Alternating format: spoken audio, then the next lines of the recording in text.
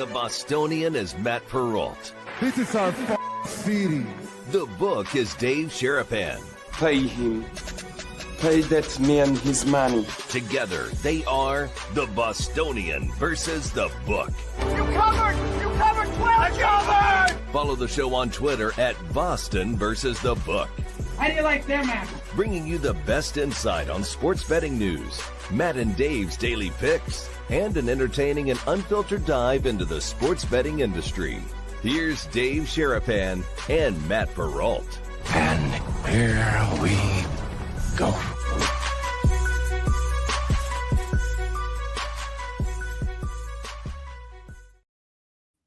Happy Tuesday, boys and girls. What's up? Welcome into another episode of the Bostonian versus the book. My name is Matt Perrault. We are live on our YouTube channel and on Twitter X at Boston versus the book.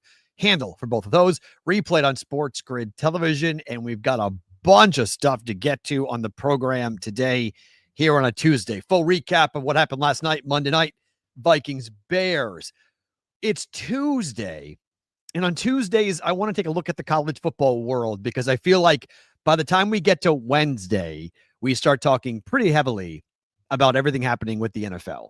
And we start going directly Thursday night football. Obviously, Thursday is about Thursday night football. Friday is Fight Song Friday. We get into everything happening with the entire football weekend. So Tuesday is going to be a day in which we'll take a look at some of the opening numbers for college football.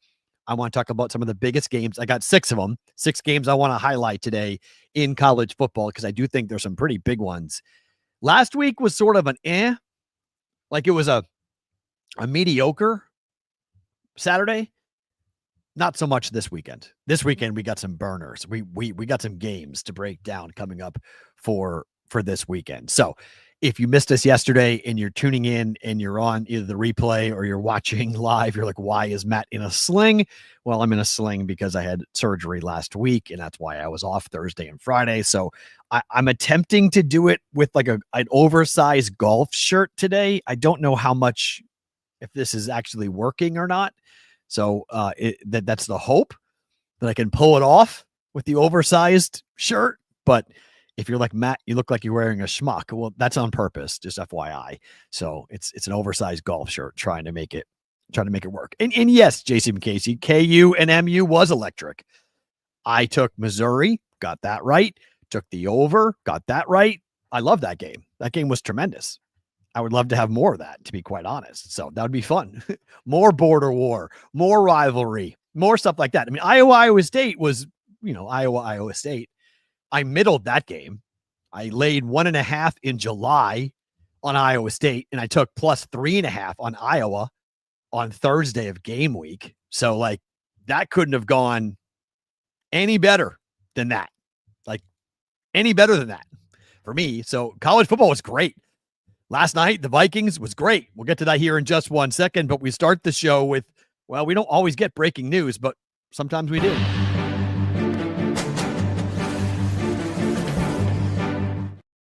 If things could not get any worse for the Miami Dolphins after getting absolutely boat raced by the Indianapolis Colts, ESPN is now reporting that Tyreek Hill's estranged wife has alleged in court filings that Tyreek Hill has committed domestic violence against her, something that the Miami Dolphins receiver has now vehemently denied.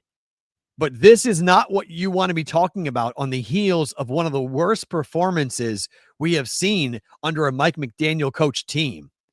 And a game in which we saw Daniel Jones go up and down the field.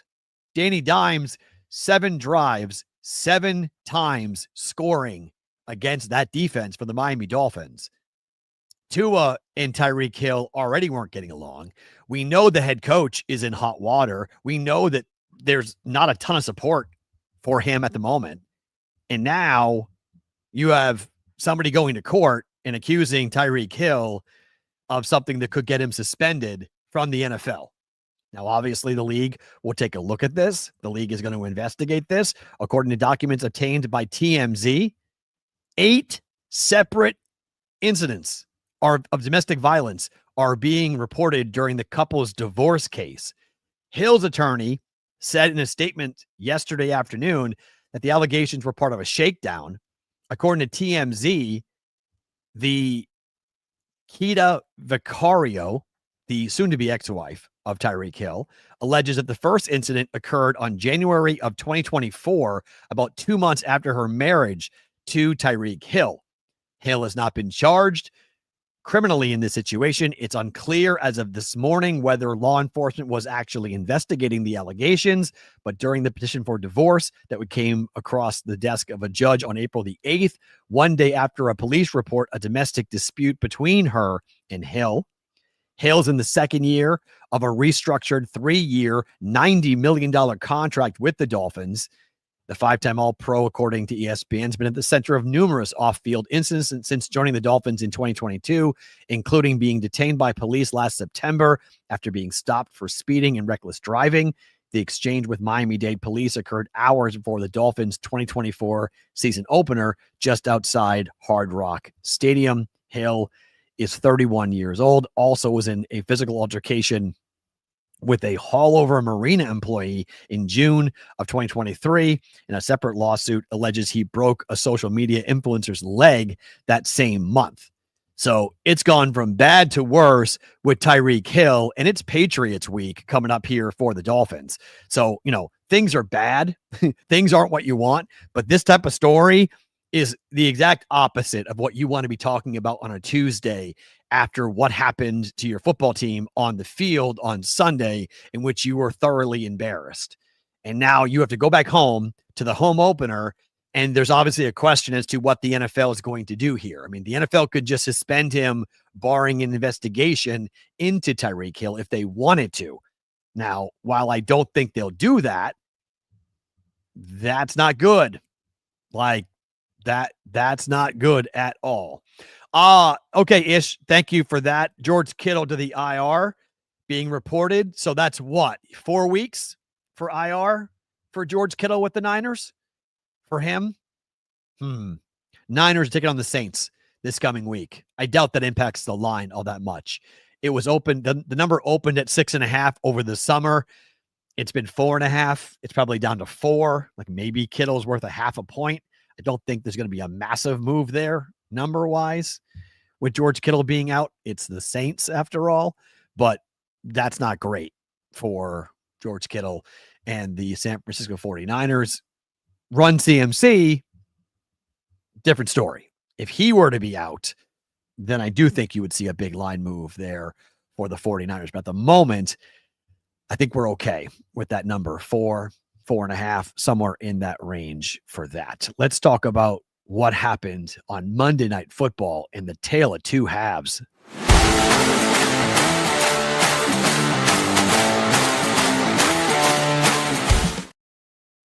Ooh, sorry. Hold on. I kicked it. This is what happened when you only have one leg and you kick it. Oh, there, I kicked it back. Perfect. Okay. Sorry about that. I kicked the camera. Opening line for us here on a Tuesday. And I will self-own myself on this as to what I said at halftime and what I wrote on Twitter at halftime about JJ McCarthy and about how lost he looked in the first half of that football game, because that guy looked clueless.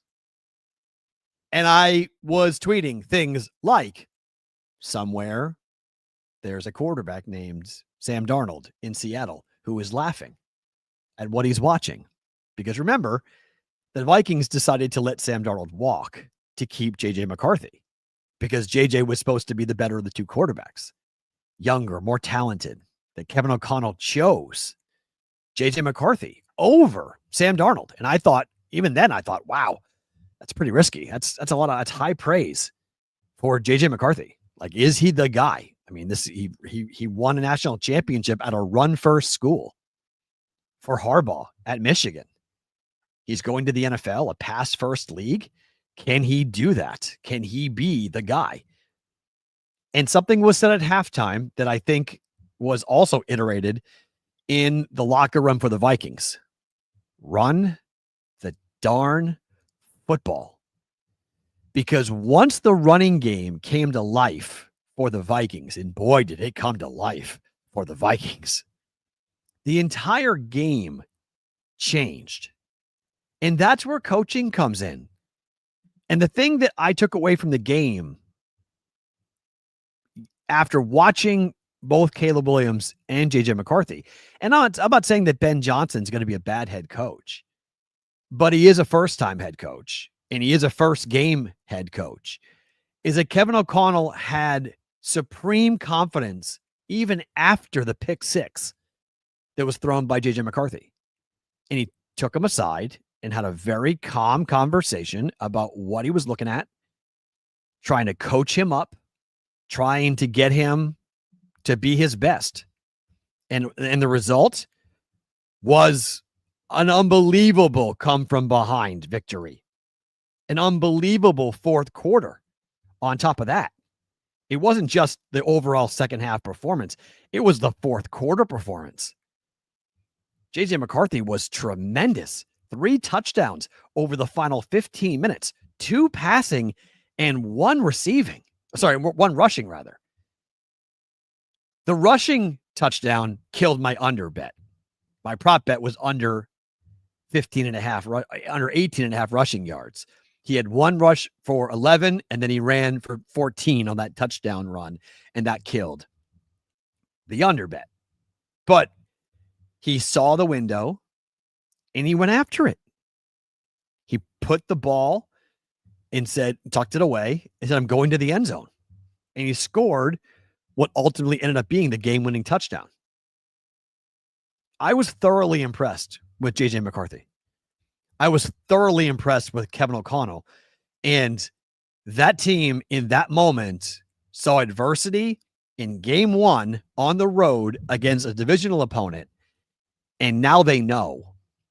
They know that when they're down, they know when they are up against it, that they got a quarterback who can take them and lead them and go and bring them back from a pretty difficult scenario. JJ McCarthy became the first quarterback since Cam Newton to throw for 2 or more scores and rush for 1 or more touchdowns in his debut. First time starting for an NFL franchise. And that's what JJ McCarthy looked like. On the flip side, Caleb Williams had a tremendous start to that game. He was 10 for 10. He was perfect. But Caleb did the exact opposite. Caleb went from red hot to ice cold. And I mean ice cold in that game. And it was somewhat remarkable because I don't know how well you can see this, but this was the throw to DJ Moore when they were down by 10. This was a gift touchdown. The Vikings were completely and totally out of position. This should have been an easy touchdown, but instead the ball, which is somewhere around the numbers back there, was woefully overthrown by Caleb Williams. That to me was a clear sign of where Caleb was mentally versus where JJ McCarthy was mentally in that moment. JJ had momentum. JJ had confidence. Caleb had none of that.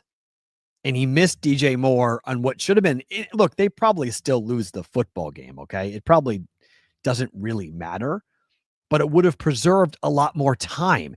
You score a touchdown there, you have your timeout and the 2-minute warning, and it's like 2 minutes and 30 seconds left on the clock.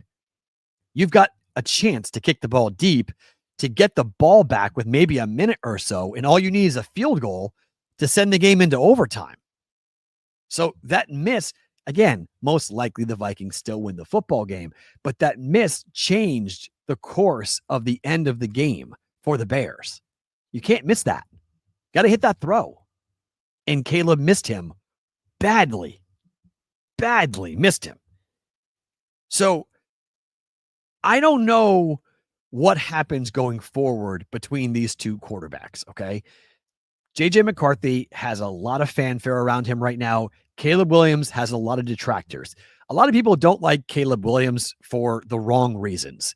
Like, you want to dislike Caleb Williams for football reasons? There are plenty, okay? There's plenty to get angry about.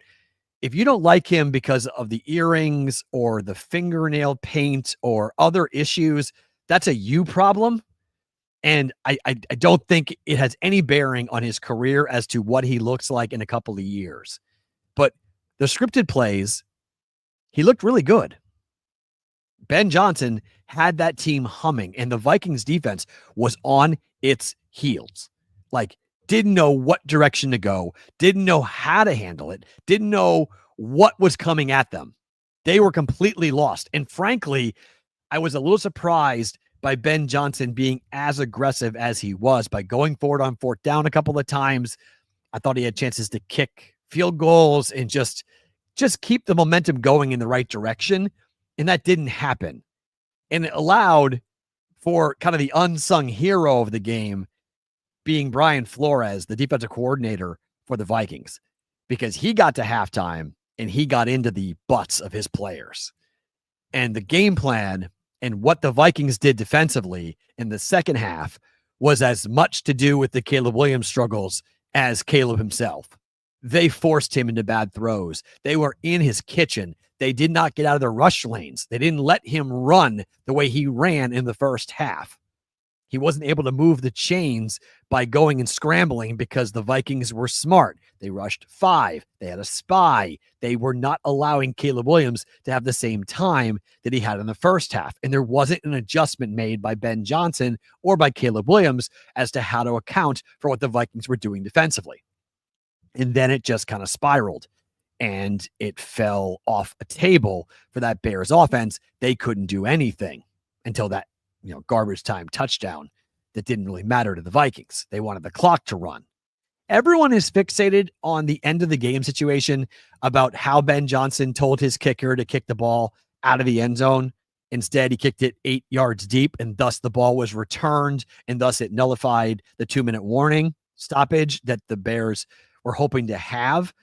I understand the anger. I understand the issue that comes from that. I think the game was over anyway. I don't think, barring a complete and total screw up by that Viking coaching staff, I don't think that game would have been. And maybe you would have gotten the ball back with 30 seconds left instead of 14 seconds left. But I don't think there would have been that big of an opportunity for a change in the final outcome if the ball is kicked out of the end zone or if the ball is kicked 8 yards deep and brought out of the end zone. Sure, there is some level of end of game coaching malpractice and some PTSD that Bears fans have from Matt Eberflus. And so that factors into why fans and why some media were really upset about what happened there. But again, I don't think it changed the overall outcome of that game. I still think the Vikings were going to win that game. So look, Vikings win, Vikings cover, the game goes over. It was a higher scoring game than we thought. It was a more entertaining game than we thought. And at the end of the day, my biggest takeaway from both Sunday night and Monday Night Football is just how perfect the NFL product can be at times and how there really isn't anything on television even close to the drama of the NFL. Like, the NFL delivers so often. For the games it doesn't, it delivers like it did in Buffalo and like it did last night in Chicago, where you're stuck to your couch. Like, you're not on the East Coast. I wanted to go to bed. Like, I watched every minute of that game. I wanted to go to bed. It was midnight. I had to do the daily juice. Like, it was a million things I had to do. I didn't get to bed till 1:00 in the morning, but I was watching that game. I was not going to miss a second of that game. It was captivating. It was art. It was theater. It was unbelievable to watch. The NFL was the same way on Sunday night. Like, how could you stop watching what was going on in the fourth quarter? You have to watch that. You have to watch what's going on with Buffalo and whether the Ravens were going to blow it or not. You have to watch that. You had to watch whether the Vikings were going to blow it or not and whether the Bears had a comeback because the Vikings came back after looking dead in the water in the first half. It was beautiful. No, I'm not liking East Coast time at all. CBW was horrible, but I had to stay up. I had to watch that. Like, there was no way I was going to shut that off. There was no way. I had to stay awake. I don't know how I'm going to watch next week. The Raiders The Raiders play at home in Vegas at 10 p.m. Eastern time. 10 p.m. Eastern time kickoff. It's insanity. Kickoffs at 10 against the Chargers. It's a huge game. I like the Raiders plus 3.5. I don't know what to do. It's going to be horrible. Going to be downing Red Bull to stay up and watch that. But, got to watch it. Got to watch it. How can you not watch it? How can you not stay up to watch that? These games have been great so far. The NFL product, we're 1 week in, and we've had absolute cinema. Like insane storylines, incredible games, historic performances. We're 1 week in. That game last night was off to a snooze fest early and then turned into an absolute gloriful, exciting, fun game on every level. That's the NFL. That's what the NFL does. It's what the NFL does. It just delivers so often. It delivers when we're all going, man, Thursday night stinks. Yeah, okay. Thursday night stinks, but Monday night could be a lot of fun. Big win for the Vikings. Let's talk about what happened last night besides football.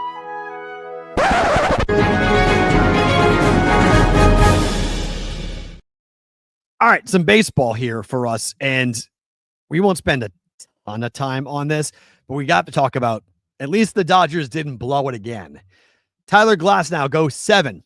Dodgers go for a no-hit bid against the Rockies. They don't get it, but this time the bullpen actually hung on for a 3-1 win, and the Dodgers win. They beat the worst team in baseball. They don't no-hit the worst team in baseball, but Tyler Glasnow was great, and if you're a Dodger fan, this is what you need. You need Yamamoto to be mowing down batters. You need Glasnow to look like he's figured it out and he can go out there and mow down batters. That's back-to-back starts from two guys who have to be good in the playoffs for the Dodgers if they're going to have any shot at repeating as champs. Those two pitchers have got to be great. But this is interesting. We still have not had a single pitched no-hitter in Major League Baseball this year in 2025. This is kind of wild, okay? And so 2 days ago, it almost happened. Last night, it almost happened. And then the Guardians last night almost got it done as well. Slade Ciccone flirting with that no-no for the Guardians in a 10-2 win over the Royals. He went 8 innings of no-hit baseball before the Royals got a hit last night. And here's the wild thing about this. The Guardians haven't had a no-hitter in forever.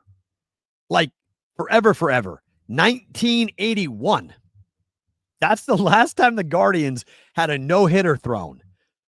So it's crazy to watch this and go, all right, we're never going to have a no-hitter? Yes, that bet for the Brewers last night hurt. The Brewers had a no-hitter going for 6 innings last night, and then a grand slam happened. But, the Brewers were off to a good start pitching-wise. Quintana wasn't bad last night. He just gave up the grand slam. He had done 6 innings, no hits, and then bang, grand slam. That stunk, but they stuck with him because he had gotten out of those jams before. So that was just a bummer of a loss, but, that happens.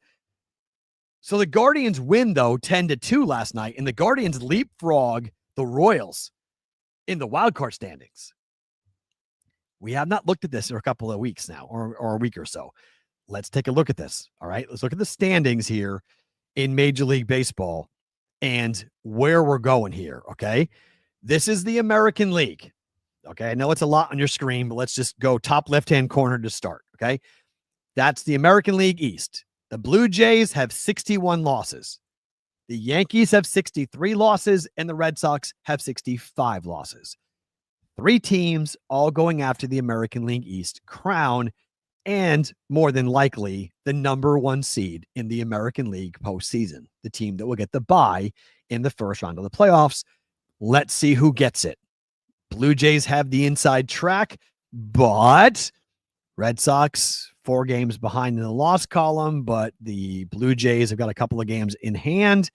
Yankees 80-63, 2 games up on the loss column against the Red Sox. That fight is by far over.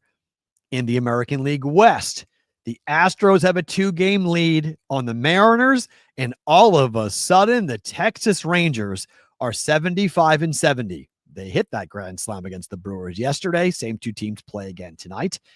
Rangers 75-70. Mariners 76-68. 2 games up in the loss column, and the Astros at 78-66. They are 4 games up in the loss column. This is going to be a lot of fun. We're going to be watching scoreboards for the rest of the regular season with the American League. And that's just from the West and the East. The Central is done. We know this. Tigers are winning that. But who's making the playoffs? Because the wild card race is incredible. The Rays are done. Okay. The Rays aren't part of this, but they're on the graphic just for the heck of it. The Royals are 73-71. The Guardians are 73-70, and the Rangers are 75-70. The Rangers have to win the West, in all honesty, to make the playoffs. But if the Mariners falter, maybe they don't. The Mariners currently occupy the 3rd wildcard spot, and the Red Sox and the Yankees have gotten a pretty good distance from the Mariners. 3 games in the loss column for the Red Sox and 5 games for the Yankees. So you could say the Yankees are going to make the postseason. The Red Sox most likely are going to make the playoffs, barring a complete collapse over the last 3 weeks of the season. But you've got 4 teams for 1 spot in the American League. Mariners 76-68. The Mariners better keep on hitting the baseball. And they need Cal Raleigh to keep on hitting the baseball because their offense is a little bit anemic. They got great pitching, but their offense is very anemic. So now what happens with that? How many teams are going from the Central? Come on, JPC. You know this. The answer is 1. 1 team from the Central is going. Unless somehow the Guardians, I guess I should correct myself. The Guardians could potentially do something. They're only 2.5 games back of the Mariners. So maybe the Guardians can keep going. It feels like it's a Mariners and Rangers fight, but the Royals and Guardians are in the conversation. So it's not completely a crazy comment to say you could get 2 teams out of the Central. So the Tigers are in, and then the Rangers or Guardians, the Guardians or the Royals would continue to play hot baseball and get in. American League is going to be fun. It's going to be fun. We have 2 division races, and we have 1 wild card race to watch as it comes down the stretch. On the other side, in the National League, it's not, the Central race is over. The Brewers are winning the Central. And the East race is over. The Phillies are winning the East. The question comes down to the West. And the West is really a 2-team race. The Dodgers are 80-64. And the Padres are 79-65, right behind them. That race is unbelievable because, well, here's the problem. Look at the Cubs. The Cubs are going to be the number 1 wild card. The Dodgers, which is kind of crazy to say, but the Dodgers could be the 2nd wild card if they don't win their division. So they really do need to hold off the Padres. The Padres may win the West, and then it's the Dodgers who are the wild card team. And that would be somewhat of a stunner, but given what the Padres did at the deadline versus the injuries for the Dodgers, I guess it's not that crazy. The Mets are 76-68. They're most likely going to make it. The Giants are 73-71. And even though they've gotten hot over the last couple of weeks, the Mets are the better baseball team. I think most would agree the Mets are the better baseball team. So the Giants aren't dead. The Reds aren't dead. The D-backs aren't dead. The Cardinals aren't dead, but for the most part, it's 2 teams for 1 spot. And realistically, I don't even know how live the Giants actually are to catch the Mets from a wild card perspective. But the Dodgers and the Padres, that fight for the National League West, oh boy, that's going to be awesome. The Brewers are going to be the 1 seed. So that's crazy. That's going to be amazing to see what's going to happen with that. So great question, Zach. Can Cal Raleigh win the AL MVP if the Mariners miss the postseason? I'm going to say no. That kind of goes hand in hand. The Mariners have to win. If the Mariners win a wild card spot and they're in the playoffs, that Cal Raleigh could then get it. But otherwise, yeah, I'm going to say no. Santana. Take a guess when the Padres have last won the division. I know it was a long time ago. I understand that. But you have to acknowledge that it's one game, dude. It's a game. Dodgers Padres is one game. So I wouldn't say there's no way. I wouldn't say it's impossible. I wouldn't say that the race is over by any means. They're right there. They're right there. E is asking, where does this season put Cal in the top catchers of all time? Do you mean career or single season? Because at the plate, this is the single greatest season ever at the plate. And him catching and being the primary catcher for a very good pitching staff would say this is the single greatest season ever by a catcher. But career, he's not anywhere near it yet. I mean, we're not in the conversation of the benches and the piazzas and all that. We're nowhere near that. So in 4 or 5 years, yeah, Cal Raleigh could go down as an all-time great. Individually, yes, this is the greatest individual season by a catcher we've ever seen. But it's not so much of a career mark for Cal Raleigh. I can't put that with Cal Raleigh at the moment. It's only one season. We've seen plenty of guys have flash in the pan, single incredible years, and then things, they come back down to earth in a very quick and rapid way. So it's an impressive season, no doubt, for Cal Raleigh, but not one that I'm going to jump too high about at the moment. Speaking of baseball, let's talk about picks you guys can make for tonight in Major League Baseball.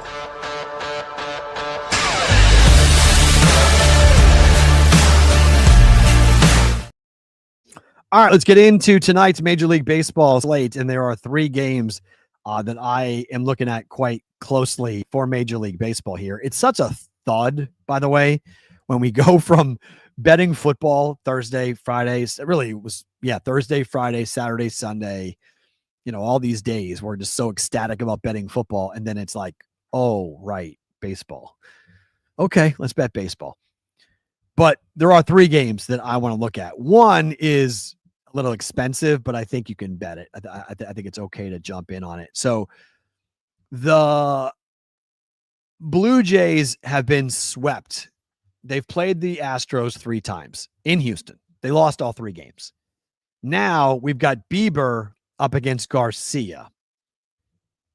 I think the Blue Jays win this game tonight. The books were really slow to hang a number simply because the Toronto Blue Jays were not going to announce or had not announced their starting pitcher yet, but they did about an hour ago. And so we now know it's Bieber going at home. The Blue Jays are a much better baseball team at home than they are on the road.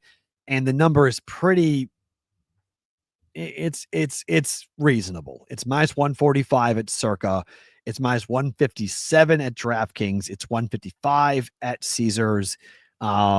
It's 150 at the South Point, 145 offshore. So you can shop around and find a price here on this, but I do think the Blue Jays tonight win their first game against the Astros. Blue Jays money line is the first bet that I like coming up here for tonight. The second bet, and there are certain numbers that I simply don't understand, and this is a number that I don't understand. The Cubs are taking on Spencer Strider, and Cade Horton's been very good for the Cubs. This number is minus 106, minus 105, minus 110, minus 105.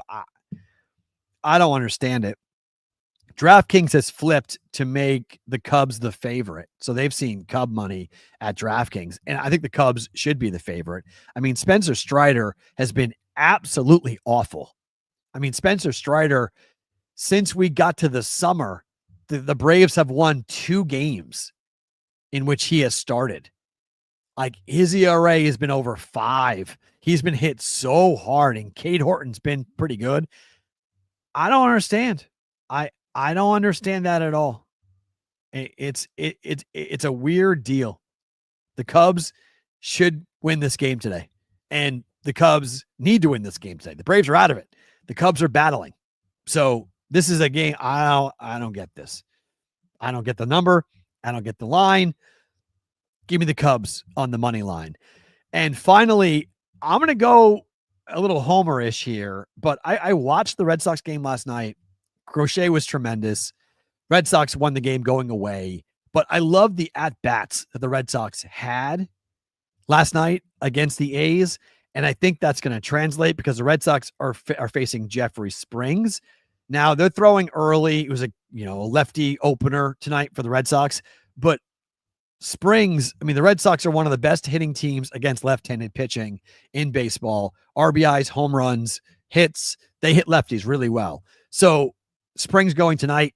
I like the Red Sox to win this game here tonight, even with the fact that it was supposed to have been Dustin May, and then they pulled Dustin May, and they're now throwing early, which in some ways is a good thing for the Red Sox. That's why the number has changed a lot. It's now Red Sox are it's -10, it's -110 basically. It's a pick 'em on both sides for this game.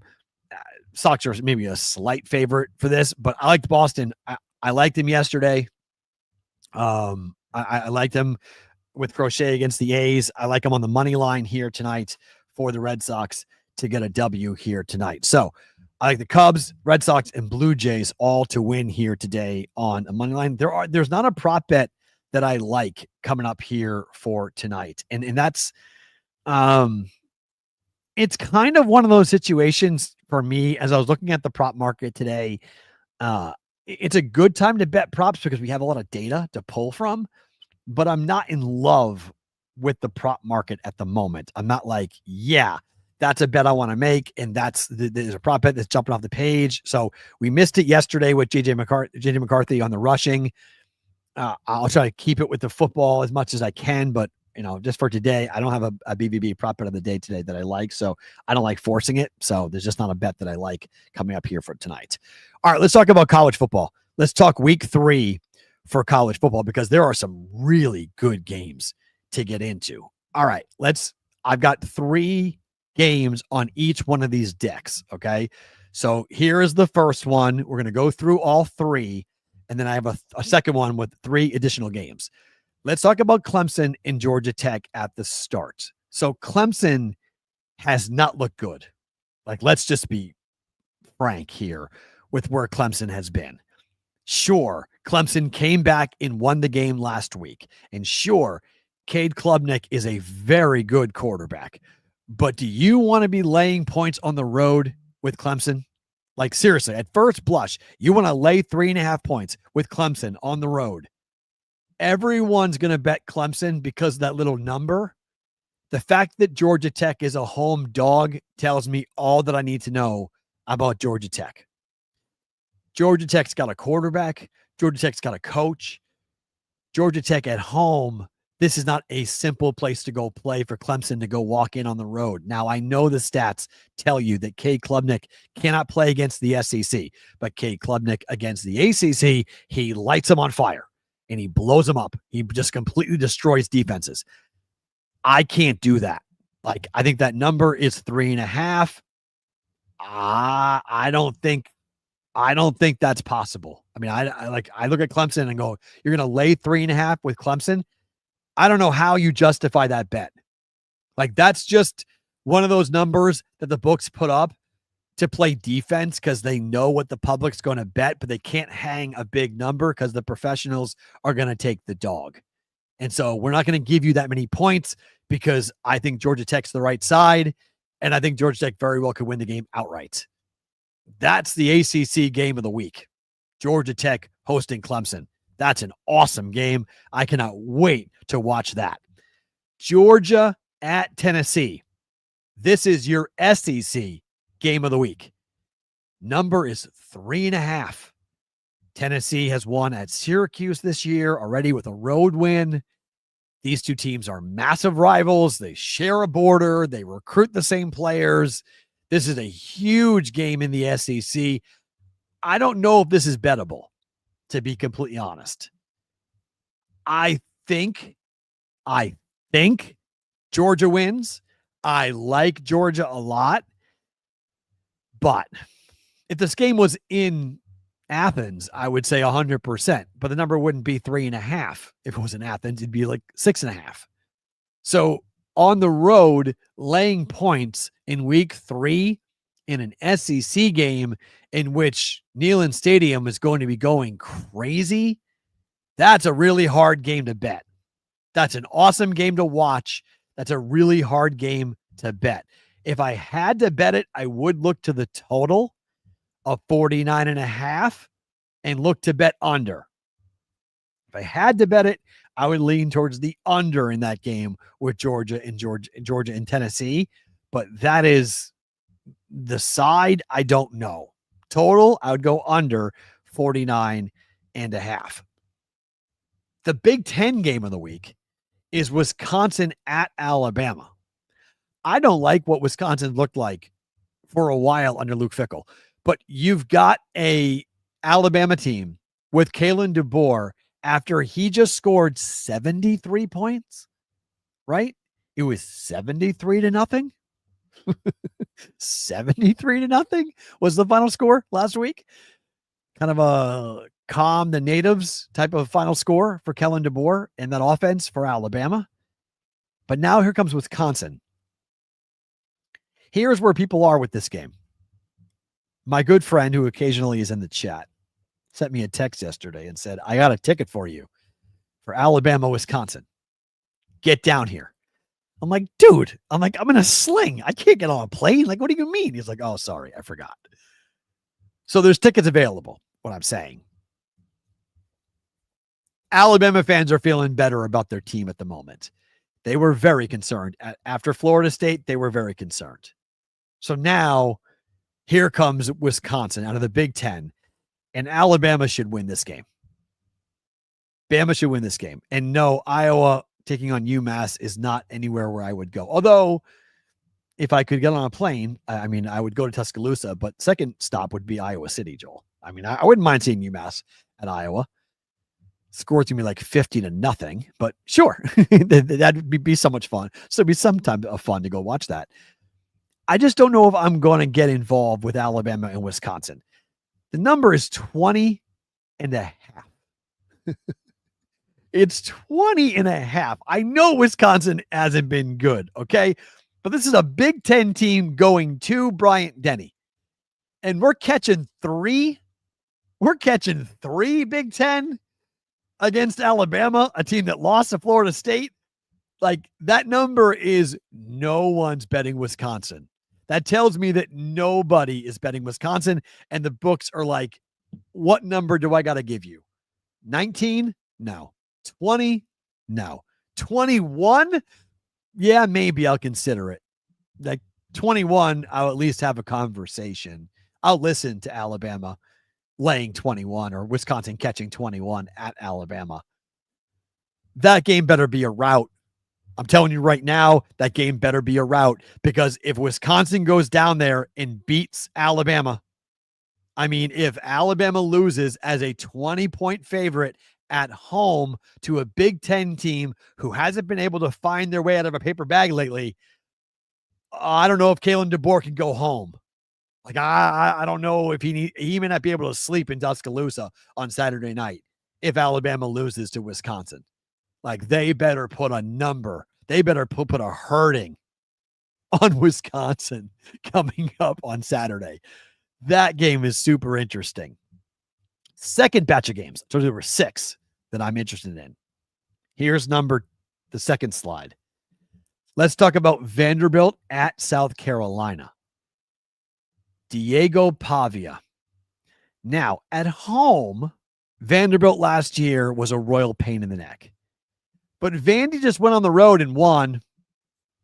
Like, Vandy football may have figured out how to win on the road. They just beat Vatech 44-20. Now, again, I don't think Vatech's very good. The last game off my card from Saturday, from a betting perspective, was Vandy laying, I think they were catching 1.5 points. I think Vatech was favored by 1.5 at close. And they won 44-20. Now, they killed Charleston Southern, who cares, in their first game, 45-3. But Vandy going on the road against anybody And Vandy on the road last year, they couldn't beat anybody, but going at home, they beat Alabama. So they tore down the goalpost, and Bama was number 1 in the country. They beat numerous teams in Nashville, but now they've gone on the road with Diego Pavia, and now they go on the road to South Carolina. They go on the road to take on a team who's 2-0. The Gamecocks beat up on Wofford, and then they beat Clemson. I mean, they get this is one of those things where you're like, okay, where are we? Like, this is going to be really interesting to see how this whole thing goes down. Well, that was, hold on. What game was that? No, they beat Va Tech in their first game. Sorry, 24-21, and they beat South Carolina State in their last game. Not Clemson. 38-10. So now they're 2-0. They're feeling good. And Lenora Sellers for Heisman is alive and well. There's a lot of people who are looking at him and saying that guy's going to be the Heisman Trophy winner. Look, I don't think Diego Pavia can win the Heisman. But if he beats South Carolina in Columbia, he beats and outperforms Lenora Sellers. This is how you kickstart a Heisman Trophy candidacy if you're Diego Pavia. He's got the moxie. He's got the mouth. He's got a major, by college football standards, Nashville's a gigantic city. Like, you just don't see college football being played, high-level college football being played in a market this size of Nashville. I mean, this is a huge, huge football game for Diego Pavia. And if he goes down there and plays the way he's been playing, like, he's not Johnny Manziel, but he's kind of like Johnny Manziel. Like, he's just a pain in the ass in college football. He's not the greatest of quarterbacks. He's not somebody that you're going to build a whole franchise around and be like, here's my 5-star quarterback that I'm going to pay all this money. He just wins. He knows how to win. He's won everywhere he has gone. He has a coach that is completely and totally in love with everything that kid delivers. Look out. Look out. That is a really interesting games. Yeah, never forget they threw the lamppost. You mean the goalpost? Not the lamppost. They threw the goalpost into the river, and they marched it 2 miles down Broad Street and then threw it into the river. This number at 5.5 is pretty darn tasty. I think the books expect Vandy money, and that's why it's 5.5. Because I'm a little surprised at this. I thought it would be higher. I thought it would be 7. So I think the books are expecting to see late money to come on Vanderbilt, but South Carolina at home. Unfortunately, we've seen South Carolina blow games like this before. And we've seen, obviously, Pavia do incredible things. I cannot wait to watch that game. That is an awesome game. I want to see how many points you're going to give me. Can I get 6? Can I get 6.5? I know it's a popular play. I know it's one of those things where you're like, Matt, it's South Carolina. This team is really good. Sellers is the best player on the field. Carolina wins going away. Maybe. But I don't know. I don't know. This is one of those games where it's like, look out. If I'm cocky, I'm not excited about that football game. If I'm the mascot and I see Vanderbilt coming in, I'm not happy about that. I'm concerned about Vandy coming to town in the SEC. Backyard brawl. Pittsburgh, West Virginia. West Virginia. Things are going badly. Ohio just beat West Virginia last weekend. Pittsburgh is not great, but Pittsburgh's a road favorite because things are not going great for the Mountaineers. We may need to go and get Brad Howe on the program. Maybe we can go get Brad Howe on the program tomorrow to find out what is going on with West Virginia football. Because how do you lose? You can't lose. And I know there's, Ohio's pretty good. They've been decent, but how do you lose to Ohio 17-10? You beat up on Robert Morris, but that's a local, Pittsburgh, West Virginia brawl. and you lose to Ohio 17-10. And now you got to play the backyard brawl up against Pittsburgh. Pittsburgh 2-0 on the season. I don't know. That's not great. Pittsburgh's played Duquesne. They won 61-9. They played Central Michigan. They won 45-17. Do we know much about Pitt? I don't think so. We do know more about Pitt, though, than we do West Virginia. At least it's more positive. You're looking for a positivity standpoint. You feel better about Pitt. And this is going to be an awesome atmosphere, backyard brawl, games that should happen more and more and more in college football. It's a good point. We all know what happens to West Virginia when B-How comes on the program. That's true. What are they, 0-6? 0-7? Have they ever won? Has West Virginia both basketball and football? Have they ever won when B-How has come on BPB? Take West Virginia, says Raymaker. Really? Take the points. 6.5 is too much. Well, they're looking for it, clearly. I mean, the books are looking for that action. That's why they're hanging this big of a number. I mean, this is a rivalry game. 6.5? It's a big number. 6.5. Home dog for West Virginia against a hated arch rival in Pitt. I mean, this is, is McAfee showing up? I mean, Rich Rod, I know it's the first year, but you can't be losing to Ohio, Rich Rod. I mean, Pat basically got you the job. Can't be losing to Ohio. Good game. Telling you, week 3 is tasty. This is just 6 of my favorite games.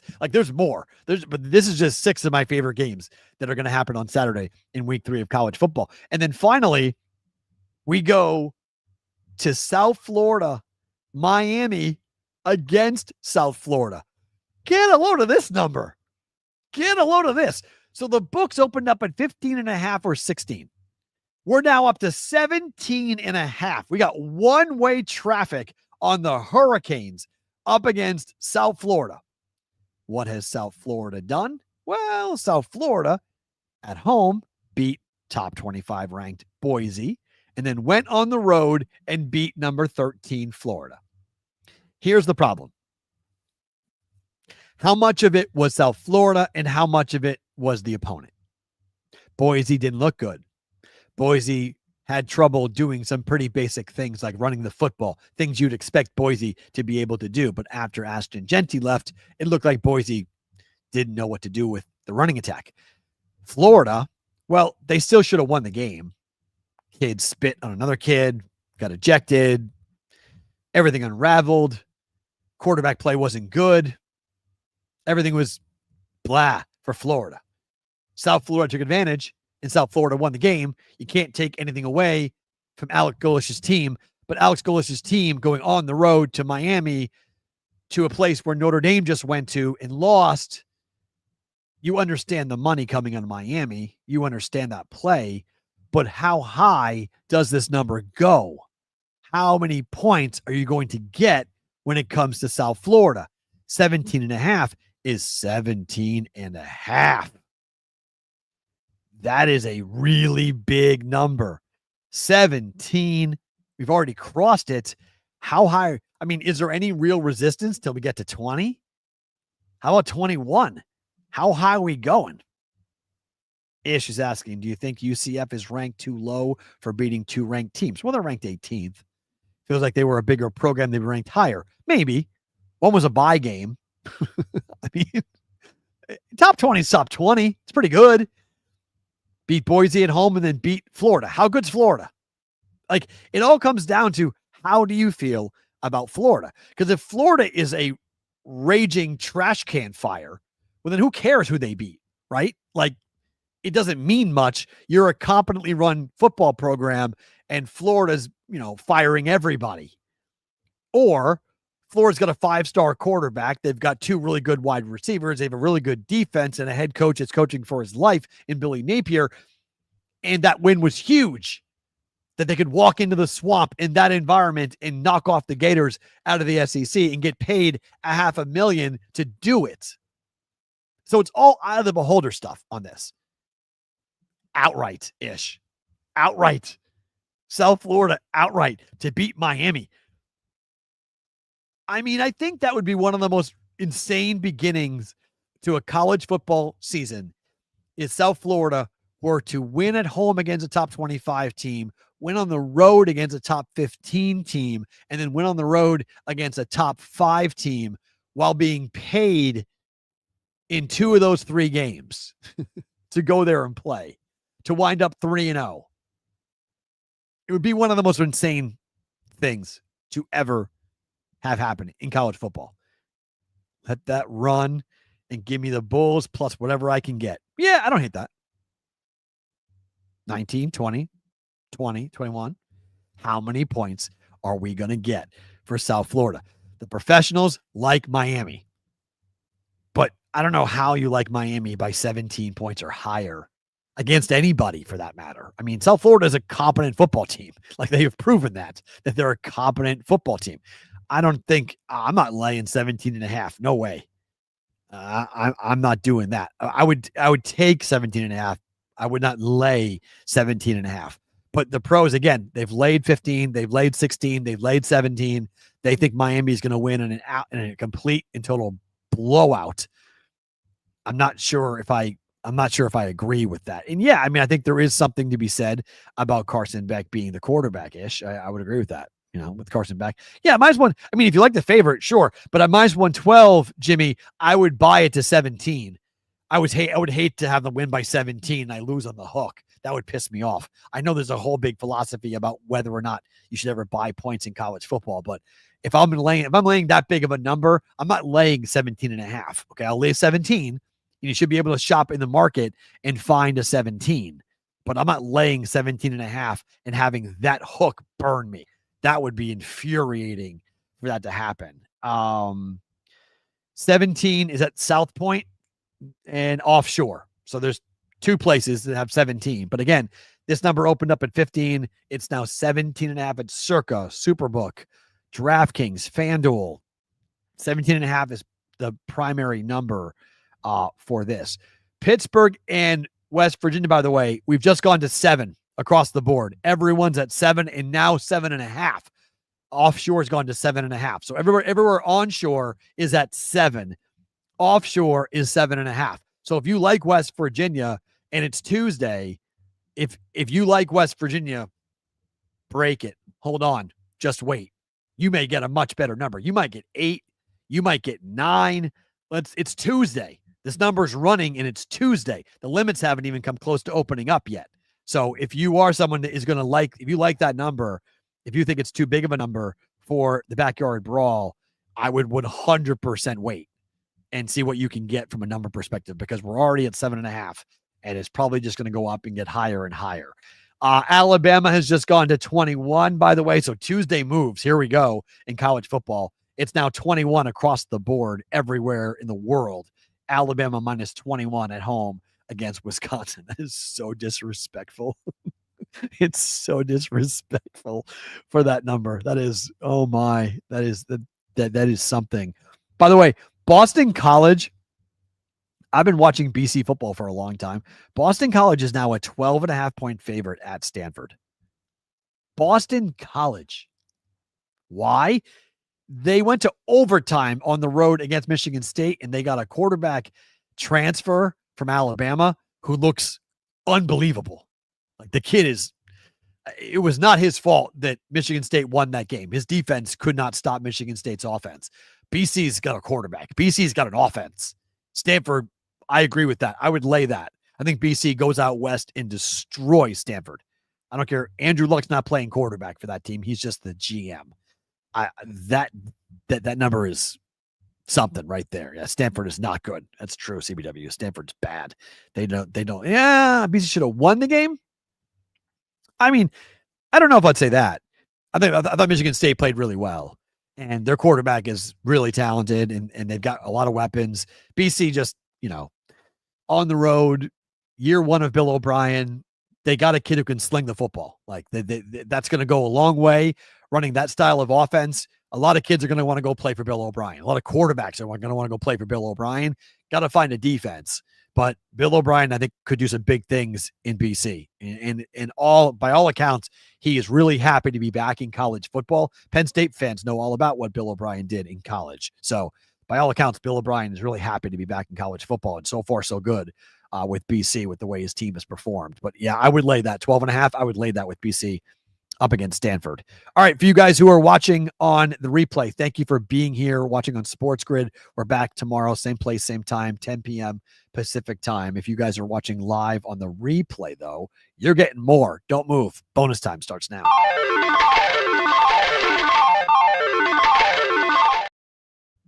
Oh, okay. Let me look at one more college football thing. By the way, Iowa is a 35.5-point favorite against UMass.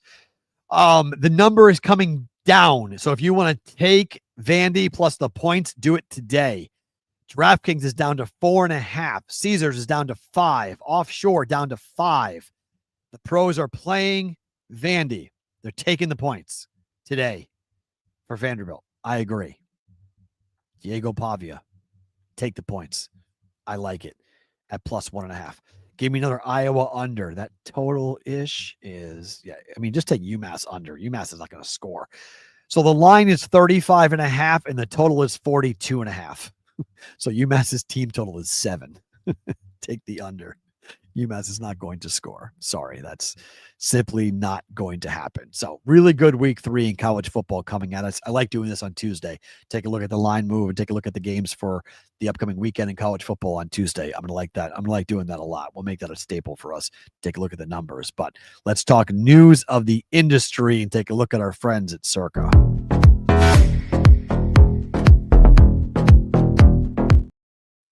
All right, week 1 of the NFL and the Circa Survivor Contest. It is over.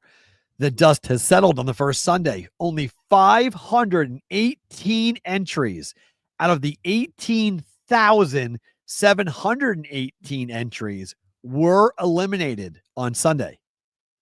That is 2.8% compared to the 39% carnage that happened in week 1 last year.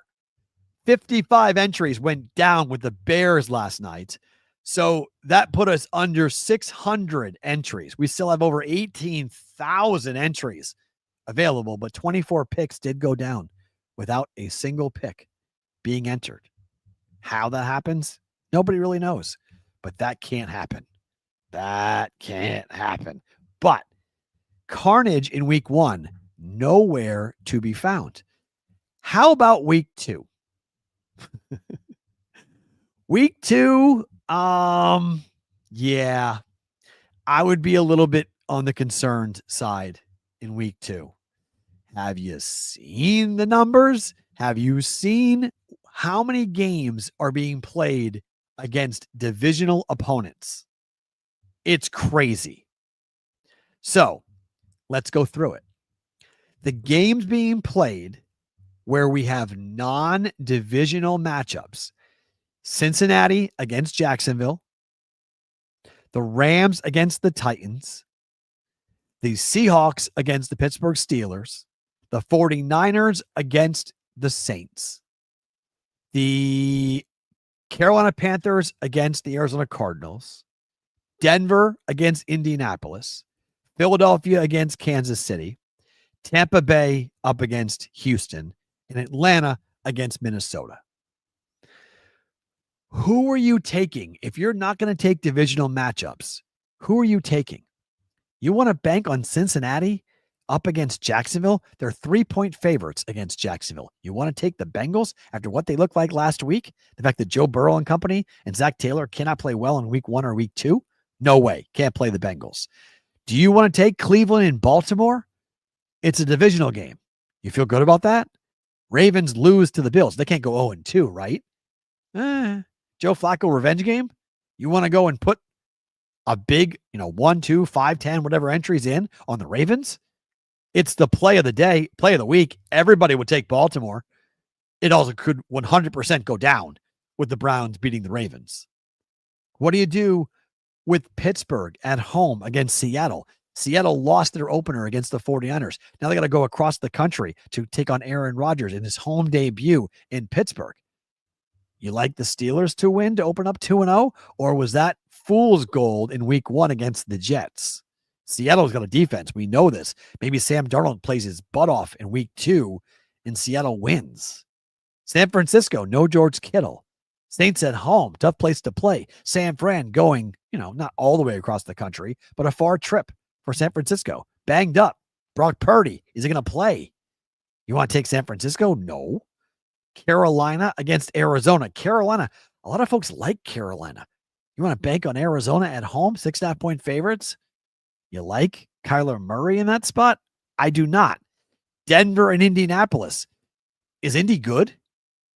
Indy's at home in a dome. Denver on the road. Denver almost lost to the Titans. Are they overhyped? I can't back Denver on the road. No way. Philadelphia and Kansas City, the definition of a coin flip. Good luck. You want that in a survivor pool? No, you don't. Atlanta and Minnesota. Atlanta, Michael Penix played really well. The team didn't come through, but the Vikings are off of a Monday night game, short week with the Falcons coming in, dome team against dome team. You want the Falcons? No, you don't. But you don't want the Vikings either. You're not going to take them in a survivor pool. And then Tampa Bay against Houston. I like Tampa Bay. I do. But in a survivor setting, you want to take Tampa? No, you don't. I mean, it's a woo boy. This is a really, really hard. The safest pick is the Bengals. The Eagles are a safe bet. You guys are all crazy. The Rams? You guys are all the Cards. Yes, you're through with Jacksonville. You should be through with Jacksonville on that. Yes. This is a hard week. Redskins at Green. No, CBW, give me the Packers all day long, laying 3 on Thursday night. No way. I'm on the other side. I like the Packers. 100% like the Packers. I'm down on the Commanders. I'm not high on the Commanders. A lot of people are. I'm not one of them. I'm not high on the Commanders. I can't do it. Like Arizona, I guess. I mean, they're an option. They're an option. But I'm not in love with it. Not even close. Like this is week 1, no carnage. Week 2, this is a hard week. If you survive in your survivor pools in week 2, if you get it, yeah, the Commanders will 100% be a public dog, Rain. Completely agree with you on that. Yeah. Packers and survivors. Oh, you can't use a Thursday game. Although there is a logic behind using the Packers, right? So the Commanders at home against the Giants didn't look great. They have to travel to Green Bay on a short week in week 1 to week 2. I always make the analogy, like you ever start a workout regimen and like what happens after like the 3rd or the 4th day, you're like, oh man, I'm so tired. I'm so sore. After the first game of an NFL football year, I can only imagine what that must feel like to go from week 1 to week 2, the level of soreness you have to have. Oh, by the way, get on a plane and fly to Green Bay to play on the road on a short week. The Commanders have to be exhausted. Like their body clock, everything's got to be all out of whack. And the Packers have Micah Parsons. Like if you're Jaden Daniels, you're like, I got to go face that guy on a short week on the road. No thanks. So I don't mind the Packers. Don't mind it. Don't mind it. Don't love it, but I don't mind it. Look, the Niners play the Saints, Anthony. That's the problem. They're so banged up. It could be a backup quarterback, no George Kittle. The Niners are a line through. Like, I don't think you can play the Niners. I think they're just a cross-off. Can't play them. So that's difficult from a survivor standpoint.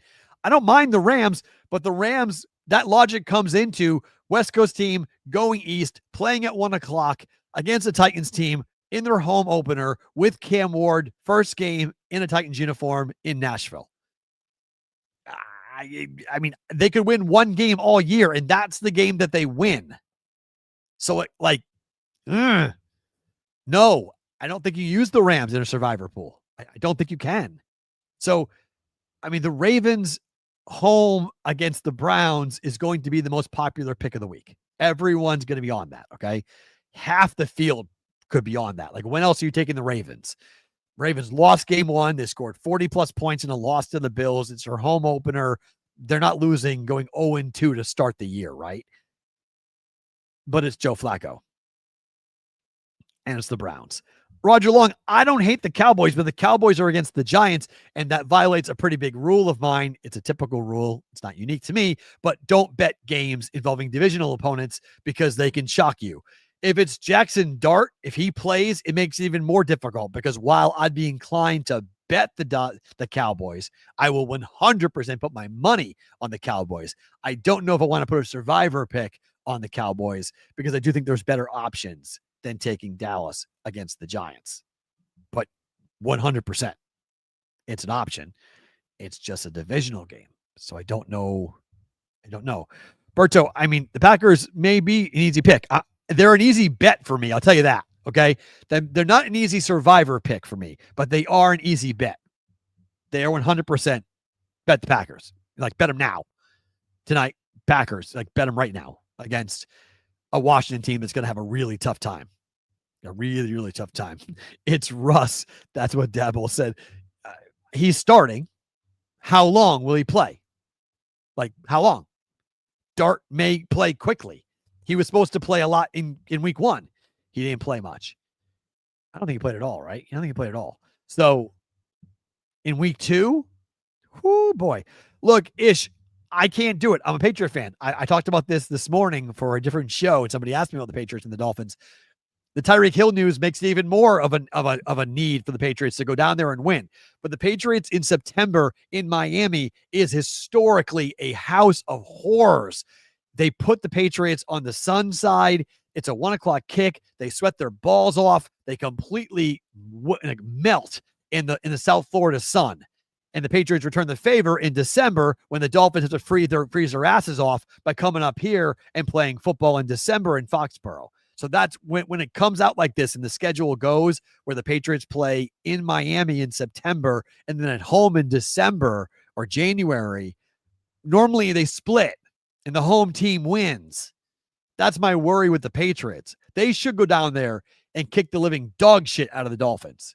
That's what they should do.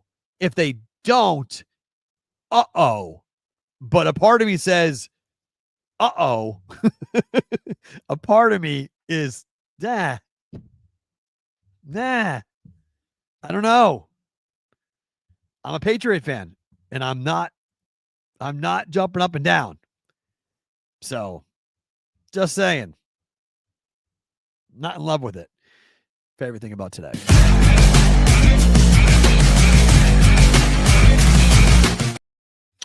Favorite thing about today, it's always nice to spend time with the fam. My mom came up here for lunch in Drake. May we trust? Yeah, but Had just to have lunch with my mom here. And it's so wild. So like on the West Coast, doing the show at 10:00 in the morning is like, it's a morning show. So if you guys who are in the West Coast time or the Mountain time, it's 10, 11 o'clock in the morning. On the East Coast, it's 1 p.m. And the difference between 1 p.m. and 10 a.m.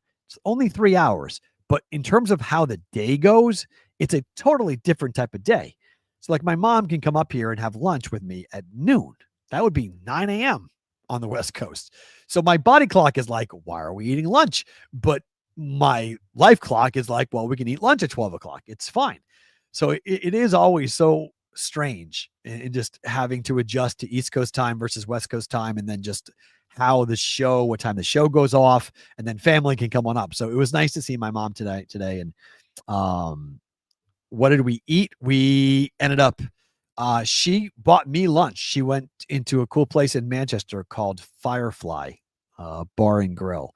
And she brought some sandwiches over for that. So we had a chance to sit and talk. And it's just weird because like when I'm in Vegas, I have no family in Vegas. So there's no one that's going to come by and say hi. There's no one checking in on me in Vegas. So like when I go back, I'm still going to be rehabbing the shoulder or the pec muscle. I'm still going to be in a sling in Vegas. I'm still going to be using just one hand and just, doing everything with my left hand. It's just that I'm not going to have people here. Like Amanda's here and my mom can come up and whatnot. So it's just very funny because I've lived all over the country.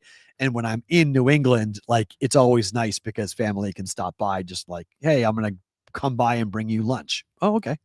I know it's for most of you, that's a very common thing, but for me, it's a very unique, very, very different experience. It's cool. It's good to have happen. So it was fun to hang out with my mom for a bit today. So that was she didn't make it, but she brought it. So that was nice. Yes. My daughter will be there to help or hinder. I think probably help will be more than hindering, but she doesn't like it when I'm hurt. Like my daughter has a difficult time seeing her dad hurt. So like when I was in the hospital, my daughter did not do well. when she came and saw me in the hospital.